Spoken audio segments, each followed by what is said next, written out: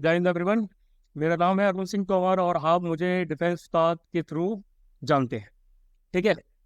And आज का जो हमारा टॉपिक रहेगा वो रहेगा एसएसबी के लिए हम खुद को एसेस कैसे कर सकते हैं। ठीक है। एक कंसेप्ट है, बहुत बढ़िया कंसेप्ट है। कंसेप्ट का नाम है बी योर ओन असेसर। अपने का खुद का एसेसर आप लोगों को बनना है। कैसे बनना है, क्या बनना है, वो मैं आपको आगे बताऊंगा। देखो, ये कंसेप्ट जो मैंने डेवलप किया था, किसी से इंस्पिरेशन लेके डेवलप किया था, ये आप लोगों को शायद हिट कर जाएगा। और अगर ये आप लोगों को हिट कर रहा है देन आई ट्रूली बिलीव कि ये आप लोगों की एसएसबी की प्रिपरेशन में बहुत ज़्यादा हेल्प करेगा। ये जो हम इधर उधर भागते हैं ना कि भाई हमें एक नया ग्रुप बना दो, किसी के पास जाते हैं भाई तो हमें एसएसबी की प्रैक्टिस करवा दो, ये सब आप लोगों की बंद हो जाएगी अगर आप प्रॉपर तरीके से इसको फॉलो करेंगे तो। ठीक है। मतलब ये एक इतना बहुत ज़्यादा बड़ा कंपोनेंट नहीं है, लेकिन ये कंपोनेंट आपको एक अच्छी खासी सिचुएशन में लेके जाएगा कि आप एसएसबी की प्रिपरेशन के लिए बहुत अपने आप को एबल कर पाएंगे। ठीक है। तो चलिए let's start with this concept कि बेसिकली इसकी कहानी कहाँ से स्टार्ट होती है। ठीक है। कुछ पॉइंट्स मैंने तैयार किए हैं तो मैं उनको देख के आप लोगों को बताता जाऊंगा। कई बार कई चीज़ें मिस हो जाती हैं तो इसलिए मैं पॉइंट्स को लिख लेता हूँ कि भाई इनमें से कोई चीज़ बाहर ना निकल जाए। ठीक है। तो बात है 22 एसएसबी भोपाल की। ठीक है, एक सेकेंड मुझे ये पॉइंट चेंज करने दो। क्रिम्सन ज़्यादा अच्छा लगता है। 22 एसएसबी भोपाल की बात है एंड ये बात है आपकी नवंबर 2016 की। ठीक है। 24 नवंबर से लेकर 28 नवंबर तक मेरा सीडीएस का एसएसबी था। बेसिकली भोपाल में आप सब लोग जानते ही हैं, थर्ड अटेम्प्ट था मेरा ये सीडीएस का। इसके बारे में मैंने आप लोगों को कल भी बताया था, तो इसी से जुड़ी हुई जो है वो हमारी आज की कहानी है। इस अटेम्प्ट के दौरान मेरी मुलाकात एक ऐसे आदमी से हुई जिसने मुझे एक ब्रह्म वाक्य दिया, एक बहुत अच्छी बात कही। ठीक है। एंड उस बात को जब मैंने अपने अंदर उतारा और जब मैंने उसको इम्प्लीमेंट करना शुरू किया तो मुझे बहुत बहुत ड्रास्टिक चेंजेस देखने को मिले अपनी पर्सनैलिटी में, अपनी ओवरऑल थिंकिंग में, साइक में, अपने एक्शंस में, हर चीज में मुझे बहुत ज्यादा अंतर देखने को मिला, डिफरेंस देखने को मिला। मैं आपको बताता हूँ कैसे। देखो, उस बंदे का नाम था सीएचएम यानी कि कंपनी हवलदार मेजर गजेंद्र सिंह। ठीक है। तो भाई गजेंद्र सिंह साहब जो है वो मुझे मिले कॉन्फ्रेंस आउट का जो मेरा रिजल्ट था उसके बाद मेरी उनसे जो बात हुई। ठीक है। जब मैं मैस की तरफ जा रहा था खाना खाने के लिए तब मेरी उनसे बात हुई और उस बात को मैं अभी आप लोगों को बताया और वो पर्सपेक्टिव में बताया, किस पर्सपेक्टिव में उन्होंने मुझे वो चीज़ समझाई। ठीक है। तो जब मैं अपना थर्ड एसएसबी देने के लिए गया भोपाल में नवंबर 2016 में, मेरे ग्रेजुएशन को तकरीबन 4 से 5 महीने जो है बीत चुके थे और मैं अभी भी अक्टूबर में मैंने सीडीएस दिया था, नवंबर मतलब उसके बाद नवंबर में मैं एसएसबी देने के लिए पहुंच गया, पिछले वाले सीडीएस का जो फैब में मैंने क्लियर किया था उसके लिए। ठीक है। तो जब मैं वहां पे पहुंचा तो वहां पर जो डॉक्यूमेंटेशन वगैरह हो रहा था वो सब पूरी की पूरी जो चीजें हो रही थी वो उस टाइम पे राजपूत रेजिमेंट के बंदों के हाथ में थी। वहां पर जो भी एडमिनिस्ट्रेशन का काम देखने का काम था वो राजपूत रेजिमेंट के बंदों का था और उसी में जो आपकी लीड कर रहे थे डॉक्यूमेंटेशन को वो थे सीएचएम गजेंद्र सिंह। तो जो डॉक्यूमेंटेशन हो रहा था वो अपनी टेबल पे बैठे हुए थे। उन्होंने मुझसे पूछा कि भाई अरुण, हाँ मतलब नाम देखा, उन्होंने मेरा नाम देखा कि भाई मैं कंवर हूँ और डॉक्यूमेंटेशन देखा कि भाई मैं ग्वालियर से बिलोंग करता हूँ, ग्वालियर यानी कि मध्य प्रदेश से। तो उन्होंने मुझसे पूछा मेरे बारे में कि भाई क्या क्या पूछा था यार। हाँ, उन्होंने सिंपल सी बात है, उन्होंने बेसिकली मुझसे ये पूछा था कि कौन हो, क्या हो, वगैरह वगैरह। ठीक है। तो मैंने बताया कि सर अरुण सिंह तो हमारा नाम है, ग्वालियर से रहता हूँ, एपीएस से पढ़ा हूँ, केवी 3 से पढ़ा हूँ, फादर आर्मी में थे, ब्रदर अभी एयरफोर्स में है। तो उन्होंने पूछा पापा कौन सी यूनिट में थे, मैंने कहा राजपूताना राइफल्स में थे। तो he was a bit bit happy, थोड़ा सुन के अच्छा लगा उन्हें भी, because he was also Rajput. तो वो राजपूत राजपूत वाली फीलिंग आ जाती है, बट इसका ये मतलब नहीं कि भाई बंदा मुझे प्रेफरेबल प्रेफरेंस देगा या प्रेफरेबल ट्रीटमेंट करेगा। वो एक अंदर से एक इच्छा होती है कि भाई कि हमारी कम्युनिटी के जो लोग हैं वो भी अच्छी अच्छी पोस्ट पे जाए। So he was very very happy कि भाई एक राजपूत लड़का जो है सीडीएस वगैरह क्लियर करके अब ऑफिसर्स एंट्री के लिए ट्राई कर रहा है, दैट टू फ्रॉम ग्वालियर। क्योंकि ग्वालियर चंबल जो हमारा संभाग आ जाता है, एरिया आ जाता है, वहाँ से बहुत ज्यादा ऑफिसर्स नहीं है, है ना। जवान एंट्री पे एनसीओज जेसीओज बहुत सारे हैं लेकिन ऑफिसर्स बहुत ज्यादा नहीं है। तो ये मोस्टली जितने भी जवान हैं, जितने भी जेसीओस ओआरस हैं, सबकी इच्छा रहती है कि सबके जो बच्चे हैं वो ऑफिसर एंट्री के लिए जाएं, एसएसबी वगैरह क्लियर करें। मेरे पापा की भी थी और मोस्टली जितने भी रहते हैं वही सबकी रहती ही ठीक है। तो उनसे मेरी बात हुई डॉक्यूमेंटेशन के दौरान, उन्होंने मेरे बारे में जाना सब कुछ किया कि भाई क्या करते हो क्या नहीं करते हो, ये फैमिली वगैरह के बारे में। और फिर उसके बाद में क्या था कि जब भी हमारी टेस्टिंग वगैरह होती थी, देखो साइट वगैरह के टाइम तो ज़्यादा रहे नहीं, इंटरव्यू वगैरह के टाइम, लेकिन जीटीओ टेस्टिंग के दौरान वो बंदा जो है वो हमें कॉन्स्टेंटली ऑब्जर्व करता रहता है, क्योंकि उस टाइम पे जो आपके हेल्पर्स वगैरह रहते हैं मदद करने के लिए, जो बाकी लोग रहते हैं वो उसी रेजिमेंट के बंदे रहते हैं, वही लोग रहते हैं जो डॉक्यूमेंटेशन में आपकी हेल्प करा रहे थे, है ना, खासकर एनसीओस वगैरह। और उनको कमांड करने के लिए सीएचएम वगैरह जो भी आप जेसीएस वगैरह रहते हैं वो सब भी आपके प्रेजेंट रहते हैं, ठीक है। तो सीएचएम साहब जो थे वो वहाँ प्रेजेंट थे, वो सारे के सारे कमांड टास्क में या सारे टास्क में मुझे अच्छे से ऑब्जर्व कर रहे थे, मुझे पता चल रहा था कि भाई वो मुझे देख रहे हैं, ठीक है, सब चीज़ों में देख रहे हैं। काफी बढ़िया लगा कि चलो यार एक बंदा देख रहा है, लेकिन कभी हेल्प नहीं की उन्होंने कि भाई वो आके मुझे हेल्प कर रहा है, वो उनका काम नहीं था। वो बस एक एक नॉर्मल पॉइंट ऑफ व्यू से ना मुझे देख रहे थे कि भाई अरुण बेसिकली तो और कर क्या रहा है, ठीक। अब उसके बाद में क्या होता है कि कॉन्फ्रेंस का रिजल्ट आया। कॉन्फ्रेंस के रिजल्ट के बाद में ये स्टे का मैंने पिक्चर डाला हुआ है, ये हमारा स्टे था 22 एसएसबी का, बहुत शानदार स्टे था, इससे बढ़िया स्टे आपको मिल नहीं सकता।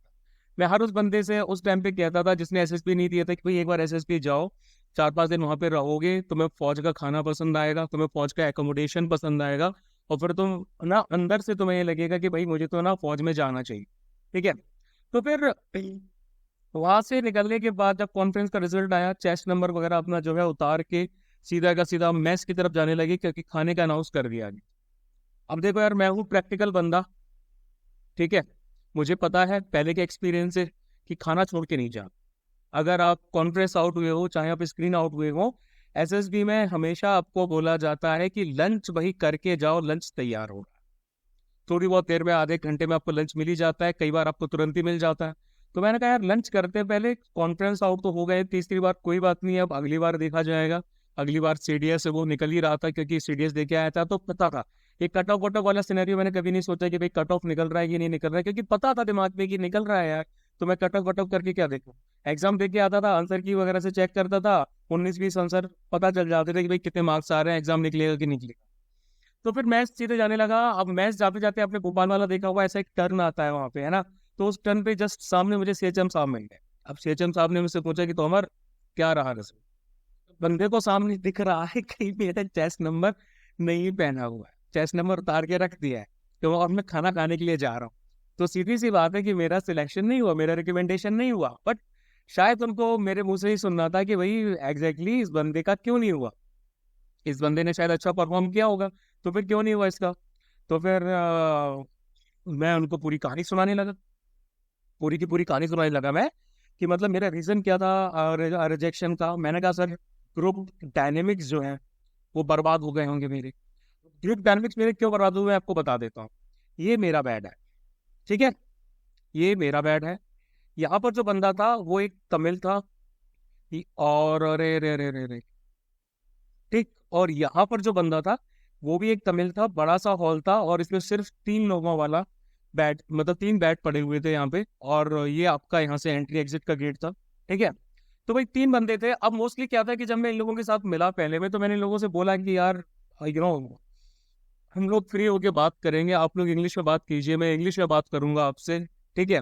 ये दोनों बंदे थे भाई ठीक है। मैंने इसे बोला कि यार हम दोनों हिंदी में बात करेंगे बस, और इंग्लिश में बात करेंगे अच्छे से, लेकिन अब देखो वो उनका नेचुरल वे था कि वो तमिल में ज्यादा बात करते थे, ठीक है। तो वो तमिल में बात करते थे, तो फिर उनका क्या था कि यार उनकी कम्युनिकेशन, उनके जोक्स, उनकी सारी की सारी चीजें जो है वो तमिल में ही होती थी, और थोड़ा सा मुझे एलिनेटेड फील होने लगा, मैं out of the group feel करता, ठीक है। ये हमारा पूरा एक जो है, ये हमारा पूरा ग्रुप था। अब ग्रुप में अगर फैक्शंस बन जाती है तो फिर दिक्कत आ जाती है। आई वॉन्ट नेम एनीबडी कि भाई किसने क्या किया किसने नहीं किया, कुछ गलतियां मेरी भी रही हैं, कुछ और भी लोगों की गलतियां रही होंगी, और उन सब की वजह से ग्रुप डायनेमिक्स जो है वो टोटली बर्बाद रहे। चाहे हम ग्रुप डिस्कशन की बात करें, ग्रुप डिस्कशन पॉइंट्स अच्छे गए, सब कुछ अच्छा गया, लेकिन again in the and dynamics बर्बाद हो गए, ठीक है। जीपी की बात करें, चाहे हम बाकी दूसरे टास्क की बात करो, बाकी आपको पता है स्टार्टिंग वाले सारे के सारे टास्क कंफर्मेटरी टास्क होते हैं, है ना। ये कंफर्म करने के लिए होते हैं कि भाई कौन सा बंदा जो है वो ऑफिसर लायक है, लीड करने लायक है, कौन सा नहीं है ना। तो पीजीटी तक ये डिसाइड हो गया था कि भाई ग्रुप डायनामिक्स हमारे बहुत ज्यादा बर्बाद जा रहे हैं, तो उसने एक इंपॉर्टेंट रोल प्ले किया। लेकिन फिर भी मैं अभी तक ये उम्मीद में था कि भाई नॉट एग्जैक्टली ऐसा नहीं होगा कि भाई पूरी तरीके से ग्रुप डायनामिक्स या कोई एक या दो टास्क आपकी पूरी सिलेक्शन या रिजेक्शन को एनहेंस कर सकते। तो फिर मैंने ये रीजन दिए, मैंने बताया सीएचएम साहब को कि मेरा पीआई की तो बहुत अच्छा था। इंटरव्यू की बात की जाए तो जितना भी मुझसे पूछा गया मैंने सारे ही जवाब दिए। मैंने अपनी मैकेनिकल स्ट्रीम से रिलेटेड जवाब दिए, मैंने जीके से रिलेटेड जवाब दिए, जीके मेरी बहुत अच्छी है, बाकी सब चीज़ों से बहुत अच्छे मैंने जवाब दिए। जब आप सीडीएस एग्जाम क्लियर करके जाते हैं तो जीके वगैरह आपकी ऑलरेडी अच्छी हो जाती है, जीटी के टॉपिक्स आपके बहुत अच्छे हो जाते हैं। ठीक है, मैंने बताया कि मेरा साइक जो है वो भी कितना बढ़िया गया, मैंने किस तरीके से साइक की प्रैक्टिस की थी एंड मैंने किस तरीके से उसको इम्प्लीमेंट किया था। उससे पहले ही मैं एक्चुअली ऑलिव ग्रीन चंडीगढ़ से कोचिंग लेके आया था। ठीक है, तो मैंने काफ़ी सारे इम्प्लीमेंटेशंस किए थे, काफ़ी सारे इंप्रूवमेंट किए थे and it was very good. तो मैंने ये सब बताया उनको, सब इधर उधर की बातें बताई, but he was not convinced. उन्होंने कहा तो अमर सच बता, तुझे क्या लग रहा है कि एग्जैक्टली क्या रीजन था तेरे रिजेक्शन का? मैंने बोला सर, जीटीओ टास्क में जो कमांड टास्क था मैं उसमें थोड़ा सा नर्वस हो गया था। हाँ, मैंने यही बोला है ना। उसने मतलब कि उन्होंने डायरेक्ट मुझसे कमांड टास्क के बारे में पूछा कि तुमने कमांड टास्क में क्या किया, तो रियलाइजेशन उस टाइम पे मुझे हुआ कि भाई हाँ यार, कमांड टास्क की बात कर रहे हैं, कमांड टास्क की बात सही है। अब कमांड टास्क में क्या हुआ था कि कमांड टास्क में मैं आ गया एकदम से प्रेशर। ठीक है, जीटीओ ने जैसे ही डिफिकल्टीज वगैरह पढ़ानी स्टार्ट की, मुझे कई सारी चीजें सामने ही नहीं दिख रही थी कि भाई मुझे ये करना है, मुझे वो करना है, और मैं टोटली एकदम से जोन्ड आउट हो गया, ब्लैंक हो गया कि भाई मुझे करना क्या है। तो बड़ी मुश्किल से मैंने क्लू लेके कमांड टास्क किया। अदरवाइज मेरे सारे टास्क अच्छे थे, मेरा पीजीटी अच्छा था, अच्छा खासा लीड कर रहा था मैं, बाकी सारे टास्क बहुत बढ़िया थे। आईओ में हमेशा इंडिविजुअल ऑब्स्टिकल्स 9 के आसपास करके आता था, 10 भी कर लेता था, है ना। तो मेरा स्टेमिना वगैरह बाकी सब बहुत बढ़िया था, तो बहुत अच्छी सब कुछ चीजें हुई थी। बट एक कमांड टास्क था ना, वो थोड़ा सा फंक्ड अप हो गया। अब दिक्कत आई भाई, इसमें मुझे समझ में आया कि मेरा कमांड टास्क है वो बेकार गया। ठीक है, तो वो उस टाइम पे मुझे देख रहे थे, तो उन्होंने स्पेसिफिकली इसीलिए मुझसे कमांड टास्क के बारे में बोला, उन्होंने किसी और टास्क के बारे में मुझसे नहीं बोला कि तुम्हारा बाकी के टास्क जो है वो सही गए कि नहीं गए, क्योंकि उनको पता था कि मेरे बाकी के टास्क सही गए, बस मेरा कमांड टास्क जो है शायद इसीलिए मेरा रिजेक्शन का जो पॉइंट है वो डिसाइड करती है। ठीक है, उन्होंने मुझे बोला कि तुम यार नर्वस थे, तुम प्रेशर में थे, क्यों? तो मैंने बोला कि मैंने प्रिपरेशन बहुत इंटेंस की थी, बहुत अच्छी प्रिपरेशन की थी, घर पे ये फट्टा भी लेके आया था मैं, बल्ली जो थी बल्ली भी लेके आया था मैं। ठीक है, इसके साथ साथ मैं रोप्स जो है वो भी लेके आया था, रस्सियां लेके आया था मैं। ठीक है, काफी सारे यूट्यूब पे वीडियोस देखे थे, अलग अलग तरह की नोट्स जो होती है उन सारी नोट्स की मैंने बहुत ही बेइंतहा तरीके से प्रैक्टिस वगैरह भी की थी, सब कुछ किया था। बट इन दी एंड जो रहता है आपका वो यही था कि मैं उस टाइम पे मौके पे परफॉर्म नहीं कर पाया, और शायद जीटीओ को जो है जो भी इंप्रेशन मिला हो वो मिल गए। ठीक है, तो मैंने बताया कि भाई ऐसा ऐसा सीन है। अब उन्होंने बोला कि भाई ये तो एक कंफर्मेटरी टास्क था, है ना, जो आपकी स्टार्टिंग के 4 कंफर्मेटरी टास्क होते हैं, यानी कि 2 आपके ग्रुप डिस्कशंस होते हैं, उसके बाद में आपका एक जीपी होता है, एक आपका रहता है क्या बोलते हैं, हाँ पीजीटी रहता है, आपका प्रोग्रेसिव ग्रुप टास्क रहता है, और उसके बाद में जो आपका कंफर्मेटरी टास्क चौथा आता है वो रहता है हमारा कमांड टास्क। ठीक है, तो command task is one of the confirmatory task. ये कंफर्म करता है कि बंदा लीडर वाली पोजीशन में है कि नहीं है, और शायद तुमने जो गलतियां वहां पे की वो गलतियां भारी पड़ गई, और शायद उससे जो जीटीओ है उसको ये इंक्लिनेशन मिल गया कि ये बंदा जो है अभी लीड करने वाली पोजीशन में नहीं है। मुझे समझ में आया कि हाँ यार, बात सही हो सकती है। तो ना उन्होंने सिंपल सा एक कंसेप्ट बताया, वो कंसेप्ट था कि Tomar be your own command, sorry assessor. उन्होंने एग्जैक्टली ऐसा नहीं बोला, ये मैंने फ्रेज बाद में डेवलप किया। उन्होंने लेकिन ये बोला कि तू ना खुद का असेसर बन जाए, तू मतलब कि जो कर रहे हो ना ये सब छोड़ दो, खुद का असेसर बन। तुम्हें करना क्या है कि तुम्हें दिन भर खुद को ऑब्जर्व करना है, और तुम्हें ये सोचना है कि एक असेसर तुम्हें डेली डेली क्या हर पल 24 घंटे तुम्हें देख रहा है, तुम्हें ऑब्जर्व कर रहा है, सब कुछ तुम उसकी नजर में कर रहे हो। जैसे तुम अभी ये एसएसबी में एक्ट कर रहे हो ना, क्योंकि एक असेसर तुम्हें देख रहा है, तो तुम भाई बैठने भी एकदम सही लगते हो, हाथ भी तुम्हारे सही हो जाते हैं, ये हाथ यहाँ पर आ जाते हैं, एकदम तुम्हारी चाल बदल जाती है, तुम्हारे बोलने का तरीका बदल जाता है, ये जो फसाद टाइप का क्रिएट हो जाता है ना, बाहरी एक आर्गुमेंट टाइप का क्रिएट हो जाता है, ये तुम्हारा नहीं रहेगा अगर तुम खुद को एसेस करने लगोगे। ये सब तुम्हारे अंदर नेचुरल तरीके से आ जाए। तो ये बात, ये गोल्डन बात इन्होंने मुझसे बोला, और फिर मैंने घर जाके उस चीज को सोचा और समझा। देखो, इसको बेसिकली हम अपनी डेली लाइफ में कैसे इम्प्लीमेंट कर सकते हैं, क्योंकि उन्होंने बोल तो दिया, लेकिन कंसेप्ट हम लोग, आप लोग भी सोच रहे होंगे कि यार अपना ऐसा ऐसा बंदा कोई कैसे बन सकता है यार, हम तो बीआईपीआर सर्टिफाइड ही नहीं है। तो मैं वो टेक्निकल लेवल पे नहीं बोल रहा हूँ कि भाई टेक्निकल लेवल पे आपको खुद को असेस करना है, लेकिन करना क्या होता है कि देखो एसएसबी के टाइम में हम लोग हो जाते हैं ओवरली कॉशियस। बहुत एक्स्ट्रा सावधान होते हैं भाई, है ना। शुरू शुरू में तो लोगों के अंदर ये मिथ भी हुआ करती थी कि रेलवे स्टेशन से आपको देखा जा रहा है, मैस में आपको देखा जा रहा है, इधर आपको देखा जा रहा है, उधर आपको देखा जा रहा है, लेकिन नहीं यार, टेस्टिंग ग्राउंड के अलावा आपको कहीं नहीं देखा जा रहा। हाँ, बाकी जगह आपका कंडक्ट मैटर करता है। क्यों मैटर करता है? क्योंकि बाकी जगह जो आपके साथ वाले पीयर्स होते हैं वो आपसे क्या होते हैं, वो आपसे हो जाते हैं इन्फ्लुएंस। और ये इन्फ्लुएंस आपको ग्रुप डायनेमिक्स मेंटेन करने में बहुत ज्यादा हेल्प करता है। Group dynamics pros and cons होते हैं, इस वीडियो में कवर करूंगा। अभी हम बात कर रहे हैं इस पूरे कंसेप्ट की, ठीक है। तो उस टाइम हम लोग ओवरली कॉन्शियस हो जाते हैं। हमारा एम ये रहता है कि भाई हम किसी तरीके से जीटीओ को इम्प्रेस कर लें, या साइक को इम्प्रेस कर लें, या फिर हम आईओ को इम्प्रेस कर लें, है ना। मतलब कि सीधी सी बात कही जाए तो ये जो एक इम्प्रेशन टाइप का हम क्रिएट करते हैं, ये एक बाहरी फसाड होता है, एक आवरण होता है, जिसके अंदर कुछ खास सब्सटेंस नहीं होता। आप नॉर्मली जिस तरीके से बैठते नहीं हो, आप 2-4 दिन के लिए ऐसे बैठ रहे हो, आप नहीं बैठ पाओगे इस पोजीशन में, वो एक थोड़ा नकली सा लगेगा, है ना।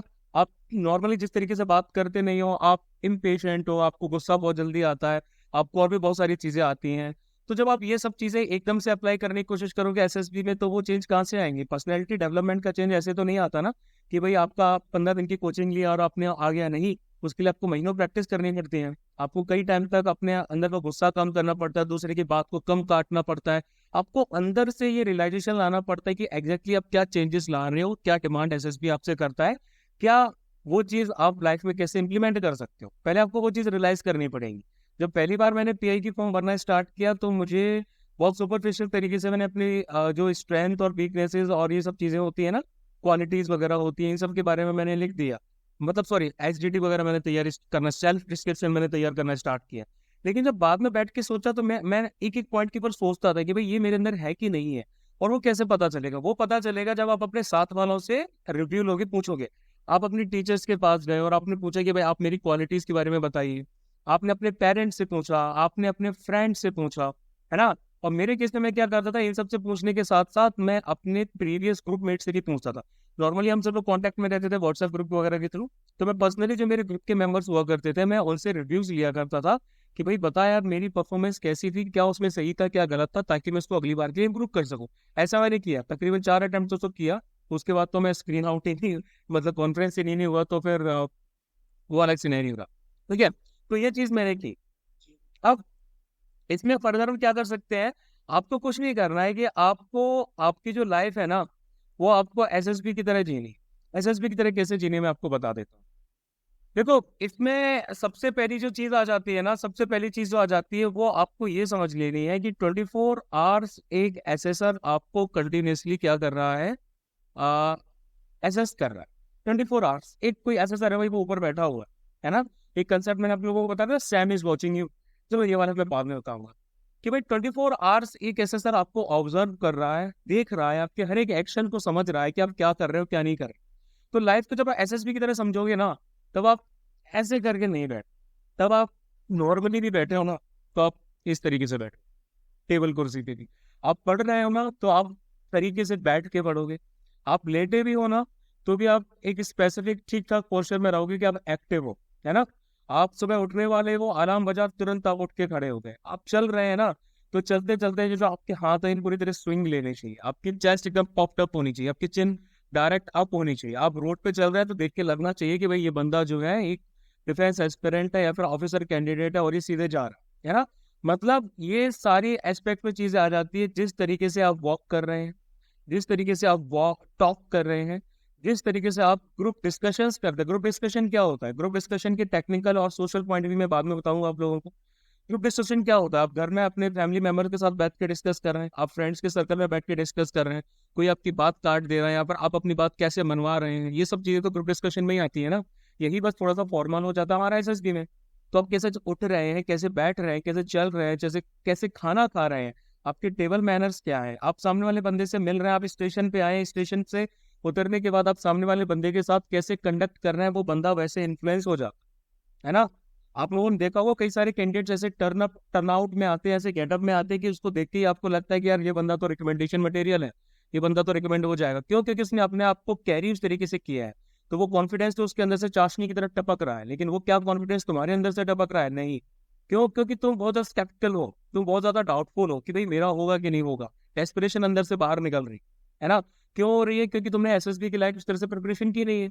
तुमने हो सकता है एसआरटी की, एसडीटी की, टीएटी की, इन सब की प्रैक्टिस की हो, इंटरव्यू के क्वेश्चंस की प्रैक्टिस की हो, सब कुछ किया हो, लेकिन वो कॉन्फिडेंस ही अंदर से नहीं है। तुम अंदर से ये मान ही नहीं पा रहे हो कि भाई मैं जो हूँ, मैंने सब कुछ सही किया है। अब क्योंकि एक असेसर तुम्हें 24 घंटे देख रहा है, तो तुम ये हर चीज जो है वो सही करो, है ना। फॉर एग्जाम्पल, घर वालों ने तुम्हें क्या दिया? घर वालों ने तुम्हें बोला कि भैया जाओ सब्जी मंडी से तुम्हें सब्जी लेके आनी है। अब ये सब्जी मंडी से सब्जी लेके आनी है, इसको ट्रीट करना है एक ग्रुप प्लानिंग एक्सरसाइज की तरह, है ना। कि भाई घर जो है, घर से हमारी मंडी कितनी दूर है, कितने रास्ते हैं भाई। एक कच्चा रास्ता है, एक पक्का रास्ता है। ये कच्चा वाला, सॉरी, ये पक्का रास्ता है भाई आपका, ये 2 किलोमीटर लंबा है। ये कच्चा रास्ता है, ये 1 किलोमीटर लंबा है ना। कच्चे रास्ते से मैं दौड़ के भी जा सकता हूँ। अगर मैं दौड़ के जाऊंगा तो मुझे कितना टाइम लगेगा, अगर मैं पैदल जाऊंगा तो कितना टाइम लगेगा, अगर मैं क्या बोलते हैं बाइक से जा रहा हूँ तो मुझे कितना टाइम लगेगा, लौट के आने में कितना टाइम लगेगा, है ना। मतलब कि मेरे पास ऑप्शंस क्या क्या अवेलेबल है, मेरे पास रिसोर्सेज क्या है जाने के लिए, और भी चीजें क्या है। तो आपको ये सारे एलिमेंट्स को सोचना पड़ेगा, आपको ये सारे एलिमेंट्स को लगाना पड़ेगा। तो जब अगर आप ये सारे एलिमेंट्स को देखने लगोगे तो फिर आप एसएसबी के मोड में जिंदगी को जीने लगो। मैं ये नहीं कह रहा कि एसएसबी के मोड में आप लोगों को एकदम पागल हो जाना, नहीं, वो नहीं करना यार। लेकिन एक प्रोडक्टिव तरीके से जब हम किसी गोल के प्रति समर्पित हो जाते हैं तो फिर हम क्या करते हैं, एक प्रोडक्टिव तरीके से उस गोल को ही सोचते हैं, समझते हैं, सोते हैं, जागते हैं, सब कुछ करते हैं। तो जब हम ये चीज करते हैं ना, तो वो गोल ऑटोमेटिकली हमारी पर्सनैलिटी में रिफ्लेक्ट करने लगता है। ठीक है। ये ड्रास्टिक चेंज मेरे अंदर भी आया था, बहुत पॉजिटिव पर्सनैलिटी डेवलपमेंट आए थे, और मेरे ख्याल से आज मैं जो कुछ भी हूँ इसी चेंज की वजह से हूँ। जो भी मुझे लगता है कि मैं जो कुछ हूँ, बाकी लोगों को नहीं लगता। जो मुझे लगता है कि मेरे अंदर जो नेगेटिव चीजें कम हुई हैं, जो मेरे अंदर बहुत नेगेटिव चीजें थी कॉलेज के टाइम पे, उसके कुछ टाइम बाद भी, और जो ड्रास्टिक चेंजेस जब एसएसबी की प्रिपरेशन की, जब इन प्रिंसिपल्स को फॉलो किया, तब जो मुझे दिखे, वो मुझे नहीं, मतलब मेरे फ्रेंड सर्कल में भी सब लोगों को दिखे, और सब लोग बेसिकली ये चीज कहते थे कि इस बंदे के अंदर इतना ज्यादा ड्रास्टिक चेंज कैसे आ सकता है, और जो मेरे अंदर आया। और एक पॉजिटिव चेंज आना जरूरी है, हमें रिजिड नहीं होना है, हमें फ्लेक्सिबल होना है। ठीक है। तो ये चीज हो गई। तो मतलब आपके सारे एक्शंस, आपकी वॉकिंग, सिटिंग, ग्रूमिंग, ये सब आपका बहुत ज्यादा जरूरी है। जैसे टर्नआउट की बात ही कर लेते हैं हम, है ना। अब टर्नआउट बहुत ज्यादा इंपॉर्टेंट होता है। अभी मैंने इसकी इंपॉर्टेंस बताई। मैंने क्या स्टार्ट कर दिया था टर्नआउट में, कि मैं मतलब कि सुबह उठ के डेली शेविंग करने लगा था। मैं शेविंग इसलिए करने लगा था क्योंकि एसएसबी में हम जाते हैं, हम शेव करके प्रॉपर रहते हैं, प्रॉपरली ग्रूम्ड रहते हैं। वीक टू वीक जो है हेयर कट लेने लगा था प्रॉपर क्रू कट टाइप में, कि भाई उसी मोड में रहना है मुझे। देख, नॉट नेसेसरीली, ऐसा जरूरी नहीं कि आप लोगों को ये करना पड़े, बट अगर आप कर रहे हैं मेरे ख्याल से तो वो हेल्प करता है, वो आपको उस मोड में रहने में हेल्प करता है, उस माइंडसेट को दिमाग में रखने में हेल्प करता है। तो इस माइंडसेट ने मुझे भी काफी ज्यादा हेल्प किया। ठीक है। कुछ लोग कहेंगे कि भाई तेरा रिकमेंडेशन नहीं हुआ, फिर क्या हेल्प किया? जिंदगी में हेल्प किया, नॉट एवरीथिंग इज रिकमेंडेशन। उस पॉइंट पे लगता है कि भैया रिकमेंडेशन ही सब कुछ है, लेकिन उसके बाद जब आप आगे बढ़ते हैं तो आपको समझ में आता है कि life is much more than recommendation. अगर रिकमेंडेशन मिल जाता तो बहुत बढ़िया होता, लाइफ अलग होती। बट रिकमेंडेशन नहीं मिला तो भी लाइफ खत्म नहीं हुई है। There are multiple things that you can do beside that. ठीक है। तो ये ना आपके सबकॉन्शियस जो माइंड है इसमें बैठ जाना चाहिए। सबकॉन्शियस माइंड में ये इंग्रेव्ड हो जाना चाहिए, छप जाना चाहिए कि भाई आप किस तरीके से किस चीज को कैसे रिस्पॉन्ड करते हो, किस सिचुएशन के साथ कैसे डील करते हो। फॉर एग्जाम्पल, ट्रैफिक जाम लगाओ, है ना। तो जब वो लगा हुआ है, आप वहां पर बैठे हुए हैं बस में, आप बस में बैठे हुए 1 घंटा हो गया, 1.5 घंटा हो गया, आप परेशान नहीं हो रहे। क्यों नहीं हो रहे? क्योंकि आपके सबकॉन्शियस माइंड को पता है, आपको पता है कि पैनिक होने का कोई मतलब नहीं है, एंग्जाइटी में आने का कोई मतलब नहीं है। आप मल्टीपल रूट्स ढूंढ सकते हो। हाँ, आप शुरुआत में ही मल्टीपल रूट ढूंढ सकते हो कि भाई यहाँ अगर आपको जल्दी है नहीं जाने की, यहाँ से जा सकता हूँ, वहां से जा सकता हूँ, कहाँ से जा सकता हूँ, लेकिन आप पैनिक नहीं करेंगे। समझ रहे ना? आप पैनिक नहीं करेंगे। आपको पता है कि भाई यार मेरे को क्या करना है, क्या नहीं करना। क्यों? क्योंकि वो आपने अपने माइंड को इस तरीके से ट्रेंड किया है कि आपको पैनिक नहीं करना है। आप एसएसबी में एकदम से पैनिक थोड़ी करने लगेंगे। तो उसी तरीके से आपको जिंदगी में भी पैनिक नहीं करना। आपने ओएल कीज को अपने अंदर लिटरली उतार लिया है। ऐसा नहीं कि कोई आपने ओएल कीज को पढ़ा है, उनकी डेफिनेशंस आपने याद की नहीं, आपने उनको लिटरली अपने अंदर उतार लिया है कि भाई नहीं यार, मेरे अंदर जो है वो कॉपरेशन करने वाला बंदा हूँ मैं।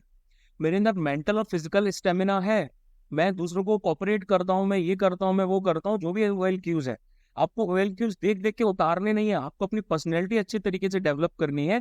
उसके बाद में आप खुद को इवेल्युएट कीजिए कि अच्छा ठीक है, ये ओएल क्यूज मेरे अंदर है कि नहीं, है ना। ये चीज हमें करनी होती है, मेरे ख्याल से तो यही चीज करनी होती है।